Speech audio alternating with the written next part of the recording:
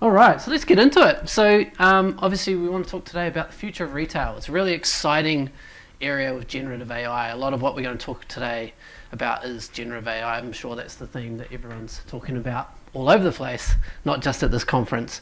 But one of the specialist areas actually our company focuses on is the intelligent interface. What is an intelligent interface?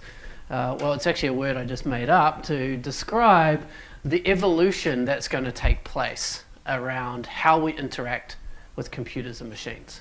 Human and computer design is going to go through its next massive evolution. The transformation that we've seen going from MS-DOS, I don't know if anyone's an MS-DOS fan, where we went into the world of Windows and GUI, and what that opened up from an application and experience point of view, all the way through to then when the mobile world came into our lives, and now all of a sudden we're using touch and we're actually interacting in new ways. We've got new things like GPS and other services that feed in to the experience. And then what is this intelligent interface era? What does that actually look like? How that's going to change our lives? Well, you've got a lot of analysts scrambling now because it's come on us so fast to try work out what's happening. But what is happening in the market is that the adoption rate of what this now looks like and how do users interact with AI.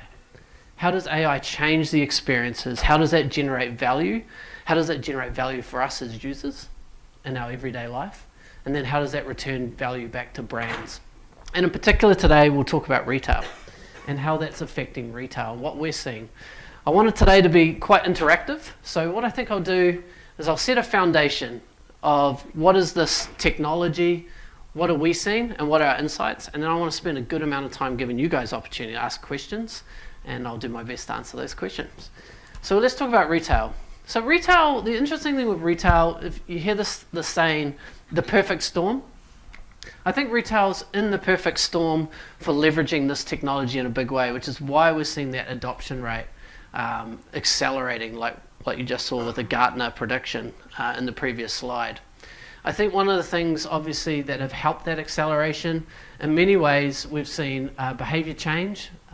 Before COVID, I think we had still established behaviors in how we shopped. We would use physical locations a lot more, whereas, thinking about what COVID did and post-COVID, our behaviors went far more online. The way that we even consider purchasing, even in physical environments, is married with research and an interaction online as well. And that's still growing, and it's a massive area of growth. The other thing that we're seeing is the same tricks don't work, and that's nothing new. We've seen that through history, right? But again, we're looking at the reality that without personalization and without creating something that feels more matched to your needs versus you having to find it, if you're not in that space, you're losing in retail right now. Like, personalized experiences matter more than anything else, and AI is just feeding into this as well. And then the last thing, which we've seen all through media and everything, is actually retail is still struggling with the workforce. It's actually really hard. I'm sure there are people in this room that recognize this problem. It's very hard to retain, not just attract, but retain the workforce that we need to support the demand. So this is the perfect storm. And, that's what kind of leads us into where this next evolution is going to take place. Because the human touch is really, really important in retail. The reason why the human touch is so important is because emotions are so key to buying. And a lot of technology previously has kind of played into the logic, the rationale, the pricing, the information, the product specs. But here we have a world which we have no human resources to deal with the scale of online purchasing, customer expectations, but we still need to address the emotional need. A good example, as you can see here, is doubt and intimidation. I'll talk a little bit about this with some of the case studies as well, but doubt and intimidation is something that's affected everyone in this room. At one point in time, when you went to make a buying decision, you weren't 100% confident that you were making the right decision. And how do you address that? That's an emotion, right? That's an emotion that's going on. How do you address that? The way you want to address that is that you want to actually feel like you've been understood, your needs are understood, and that through that process of being listened to, through that process of communicating your requirements, your needs, what's going on in your personal circumstances, and someone reassuring you who has a level to you of expertise gives you that confidence and trust. So they take that doubt and intimidation and turn that into confidence and trust. And through that process, you make a buying purchase decision. Now, what's also interesting about that is scientifically, we know this to be true as well. In fact, for anyone that's like a geek like me who loves to study all the new things that we're learning about the brain, the most simplest version of this is that we have a left brain and a right brain. And what I love about this is that when we actually activate both sides of our brain, that is when we are most productive. That is how we learn the best, so we can absorb information and we can actually retain that. And it's also where we actually are feeling comfortable to make decisions. We're on fire. We feel confident we can actually buy something, we feel good about it, we can do all these things. 95% of purchasing decisions are driven by emotion.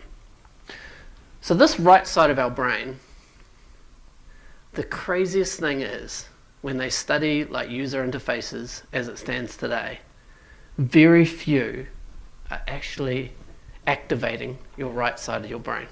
If you're on Amazon or e-commerce sites or you're in all sorts of online stores today, very few are actually engaging your right side of your brain.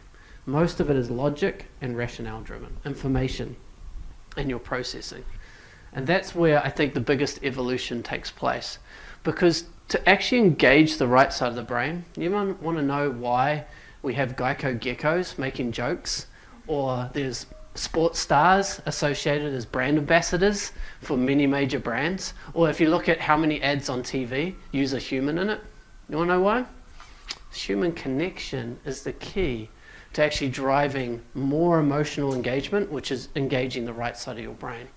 Human connection is so important. We're hardwired for it. We can't avoid it.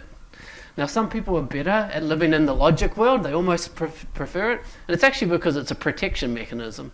But the reality is, if you're trying to engage an audience in a way that they feel valued, that it feels like a great experience, and then it's effective in creating a return, we need to activate the right side of the brain. And that cues up why the interfaces are going to change. Generative AI is going to change everything because we've been dialing in the small percentages of improvement. When we've been playing around with algorithms on e-commerce sites, or we try to figure out the way that someone walks in the store and the order they walk in and the products and the order the products showed, or if you bought this, others bought this, we can actually optimize that and we can get percentages of improvement. When we engage right side brain, we're going to play in areas where it's going to be 200 to 600% increase impact. I know this for a fact. We do this every day.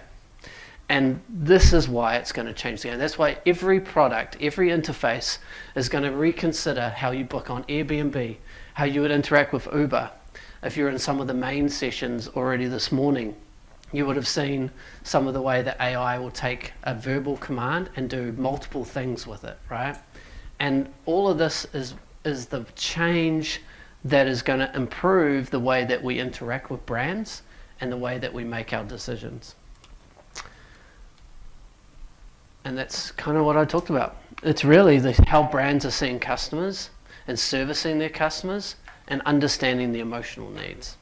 And that's what's kind of weird when people say, why do you do digital humans? They think I'm going to give a technology answer. Is because it's going to be talking about embodying AI in such a way that we can relate to the machines in that way. Actually, whilst that has an element of truth, the real reason why we do digital humans. In 2016, I started with digital humans as my thematic, and people, literally I had a room of board directors who laughed at me in the room. Because we actually pivoted from video technology into call center into building digital humans. They're like, this is nuts. You're like watching too many movies. But the reality is that, again, the scale of online commerce and how we all interact, there's not enough humans to give that support and that level of experience. We first solved this problem for people with disabilities having to access government websites and get help and assistance. And we went and took the engagement rate up to 90% of the government engagement was done through a digital human. Only 10% was done through call center or other means. 90%. And that changed my life, because then all of a sudden I realized this has the ability to scale, this has the ability to meet people's needs, it has the ability to serve the underserved, and it actually gives the ability to make emotional connection available to everyone. Today I'm going to demonstrate talking to a digital human. Can you hear me? Yes, hearing you loud and clear. Good. Can you look up for me, please? Like this? Yep, that's good. Can you look to your left for me? Sure. Is this far enough for you? Yep, perfect. And now, can you raise your eyebrows?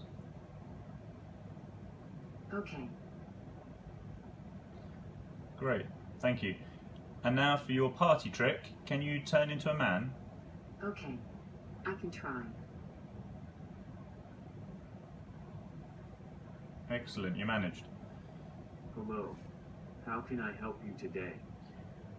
Can you lean in and nod at the same time, please? Sure, not a problem. Great. And now can you turn back into Truly? Okay, glad I could be of assistance. Hello, Truly. Hello again. Anything else I can do for you? Can you tell me your favorite color, please? That would have to be orange. This shade, in fact. Very nice. The Truliance Orange. Okay, so that's me talking to a digital human. So you would have seen Einstein in that video as well. Now, the interesting thing about Einstein is during COVID, I read an article which really affected me. It was about loneliness through COVID, and particularly a lot of people who were isolated from family and had no one to talk to. So I went to the team and we talked to the Hebrew University, and I said, let's create a daily quiz with Einstein for people to interact with and make it free. And so I think it was over 74 million impressions. There were millions of people interacting with Einstein. It was phenomenal just to see how people would come back daily and want to interact with a digital human. We're not trying to convince anyone today that a digital human is better than a human. That's not the message. That's not what AI is here. It is a tool, but there are huge amounts of value in creating connection with people on a regular basis where you can't do that with a human workforce. So let's talk about some customers. So I will share a couple of customers with you: Dell Technologies and L'Oreal. So Dell is quite a good one, because if you think about doubt and intimidation, not everyone who goes to buy, say, a laptop from Dell knows what a GPU is, a CPU is, what the clock processing power is, the difference between batteries. Often you know, and for a lot of people, in fact over 50% of their market, they just know what they want to do.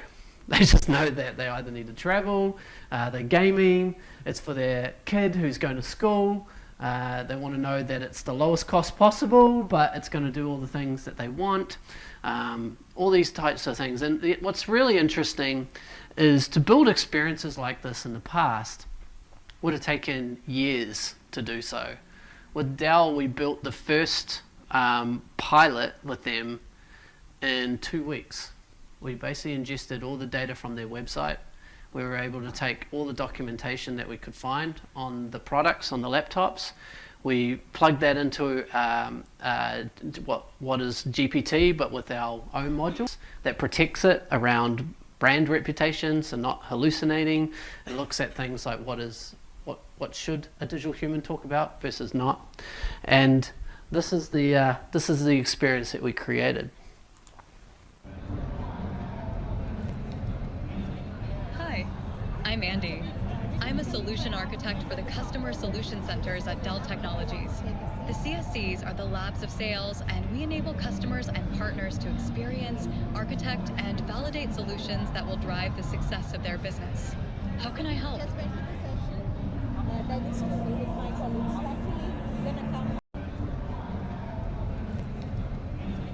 Hi, I'm Andy. I'm a solution architect for the Customer Solution Centers at Dell Technologies.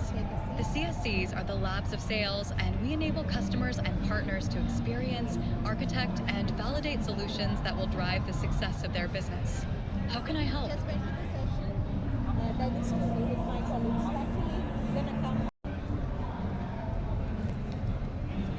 Hi, I'm Andy. I'm a solution architect for the Customer Solution Centers at Dell Technologies.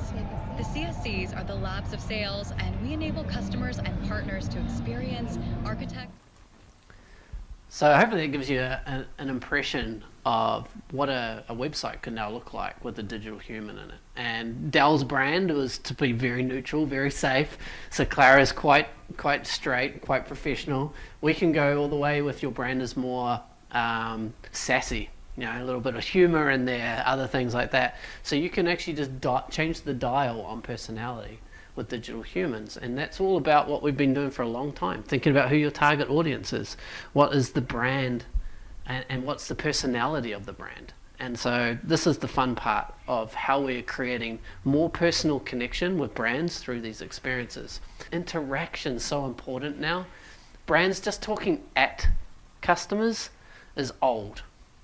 Brands talking with customers, that is the evolution. That is where every brand needs to be playing, in my personal opinion. So I mentioned this before, but we are seeing incredible results through this. And you know, it's not just a good idea, it's actually out there in the wild and it's really working. 2 to 6 times online conversion rates, 4 times upsell and cross-sell. I mean, that's a huge one. You want to know why? It's actually about establishing trust. If you deal with the emotional needs, then you build more trust. More trust means your recommendations are taken on board. Less than 9%, lower 9% cart abandonment rates, and then significantly higher digital containment. Digital containment's a really interesting one. We work with a lot of telecommunications companies as well, and one of the hardest things is people get frustrated on site, can't find what they're looking for, and so they'll leave the website and go to contact centers. And so we really spend a lot of time trying to make that experience helpful, meaningful, and a great experience too, so that they are getting all their needs online met as well. I'm actually going to skip the next few. I think it's important to note that, you know, digital humans are the interface. They still plug into all the same back-end systems that you already invest in today. It's kind of like the movie The Matrix. Any Matrix fans here? Where Neo learns Kung Fu. I now know Kung Fu. Basically, we plug digital humans into Kung Fu. Whatever Kung Fu you've been building in the data sets, the CRMs, the marketing tools, information, language models, if you've already been working with GPT, that can all plug in back into a digital human and it becomes the interface, which is how it's presented. You've been working on the what? How are you going to present that to customers? That shifts the way that they feel about the brand, that shifts the experience. Please don't just create more chatbots. People are sick of chatbots. People don't like chatbots. How many people here like chatbots, right? We've had so many bad experiences. It's time to change the narrative about, it's actually about creating experiences that people love. Yeah. Great. Well, thank you everyone. Appreciate your time today.